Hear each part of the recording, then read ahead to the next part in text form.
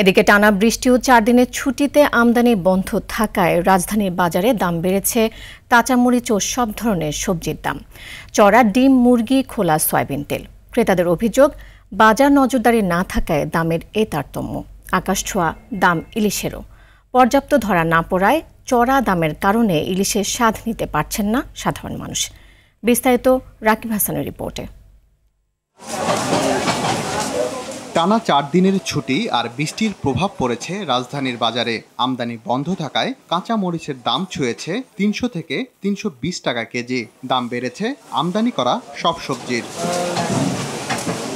বাজারে আগে থেকেই চড়া বেগুন বিক্রি হচ্ছে মানভেদে 120 থেকে 140 টাকায়, করলা 80 থেকে 120। কাঁচামরিচ আজকে পাইকারি আছে 300 টাকা, বিক্রি করতেছি 320 টাকা।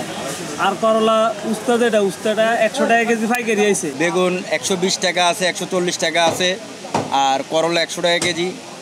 আর মোটামুটি সব সবজি 70-80 টাকা কেজির মধ্যে আছে। অতিবৃষ্টির কারণে সম্ভবত বাজারে যদিও সরবরাহ তেমন কমে নাই, কিন্তু দাম একটু বাড়তি। বিক্রেতারা বলছেন খানিকটা কমেছে পেঁয়াজের দর, তবে বাড়তি দামে বিক্রি হচ্ছে আদা, তেলের দাম খানিকটা বেড়েছে।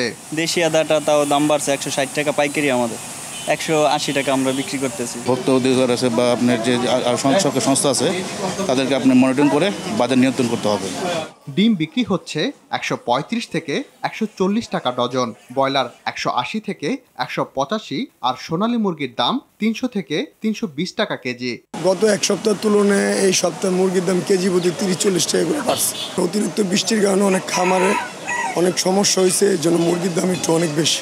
প্রজননের জন্য ইলিশ ধরায় নিষেধাজ্ঞা শুরু মধ্যরাত থেকে। সীমিত আয়ের মানুষের নাগালের বাইরে ইলিশ। 1 কেজি ওজনে ইলিশ মাছ 2500 টাকা কেজি। 2 নম্বর ইলিশ মাছ আছে, দাম কম, সেটা আমি বিক্রি করি না। বাজারে গরুর মাংস 750 থেকে 800, আর খাসির মাংস বিক্রি হচ্ছে 1200 থেকে 1250 টাকা কেজি দরে। অনেকে বলে দামে বেশি, আমরা দামে না 780 করে বেচি। অন্য যে কম বিক্রি করে ওরা করে কি পানির ভিতরে, মাংসের ভিতরে পানি মিশায়। রাকিব হাসান, আর টিভি, ঢাকা।